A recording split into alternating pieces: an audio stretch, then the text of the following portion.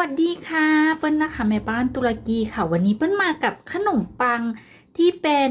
ขนมปังแฟลตเบรดนะคะของอิตาลีนะคะฟอกเคเชียหรือฟอกาชานะคะอันนี้เราทำแบบใช้น้ำมันพริกกรอบด้านบนขนมปังตัวนี้นะคะทำง่ายค่ะไม่ต้องนวดนะคะเขาจะกรอบนอกนุ่มในวิธีทำไม่ยากเลยค่ะแต่ก่อนจะไปชมวิธีทำนะคะอย่าลืมกดติดตามค่ะจะได้ไม่พลาดวิดีโอใหม่ๆนะคะเดี๋ยวเราไปชมวิธีทำกันเลยค่ะใส่น้ำลงในอ่างผสมค่ะน้ำที่ใช้ในวันนี้ใช้น้ำอุ่นนะคะเกลือค่ะผสมให้เกลือละลายดีน้ำมันมะกอกค่ะประมาณ1 ช้อนโต๊ะผสมให้น้ำมันมะกอกกระจายตัวค่ะยีสต์ค่ะผสมให้ยีสต์กระจายตัวจากนั้นแป้งทำขนมปังค่ะผสมให้ทุกอย่างเข้ากันดีให้หมดผงแป้งค่ะสูตรนี้แป้งจะแฉะนะคะผสมและลวกแป้งให้เป็นก้อนนะคะเมื่อแป้งรวมตัวกันเป็นก้อนดีแล้วนะคะ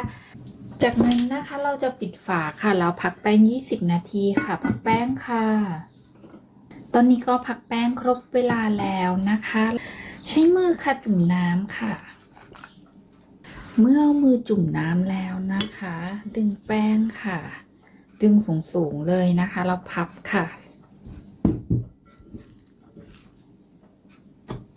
แบบนี้นะคะ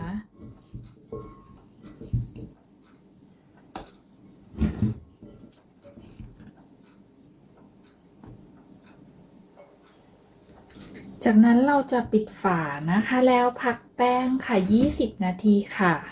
พักแป้งรอบที่2ครบเวลาแล้วนะคะเราเหมือนเดิมนะคะเอามือจุ่มน้ำให้เปียกๆแบบนี้นะคะแล้วยกแป้งขึ้นมาค่ะพับค่ะทำไปรอบๆนะคะ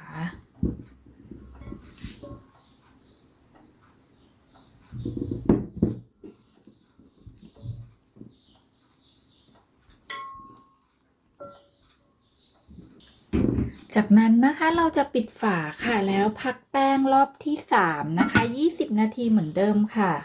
ตอนนี้พักแป้งครบเวลาแล้วนะคะรอบนี้เราจะ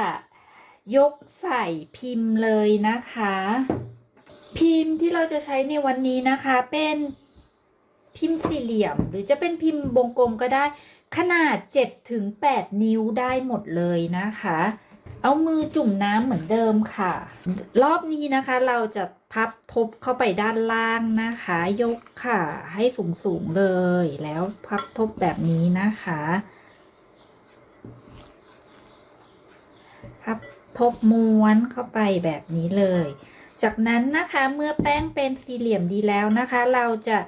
ยกไปวางในพิมพ์ค่ะรอบนี้เราจะพักแป้งนะคะจนแป้งขึ้นเต็มพิมพ์เลยนะคะระยะเวลาพักแป้งอยู่ที่ประมาณ30 นาทีถึง40 นาทีนะคะทั้งนี้ขึ้นอยู่กับอุณหภูมิห้องของแต่ละบ้านด้วยนะคะ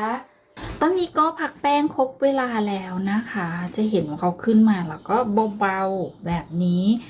ด้านบนนะคะวันนี้จะตกแต่งด้วย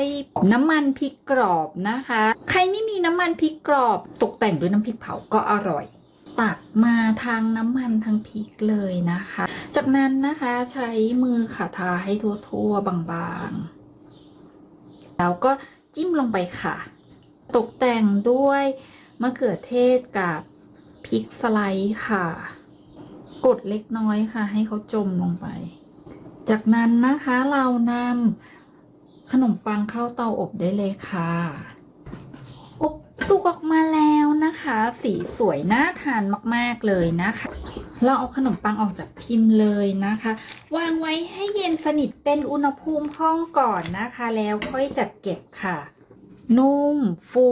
เบากรอบนอกนุ่มในแล้วก็ทำไม่ยากนะคะแล้วพบกันใหม่ในวิดีโอหน้านะคะลากันไปก่อนสวัสดีค่ะ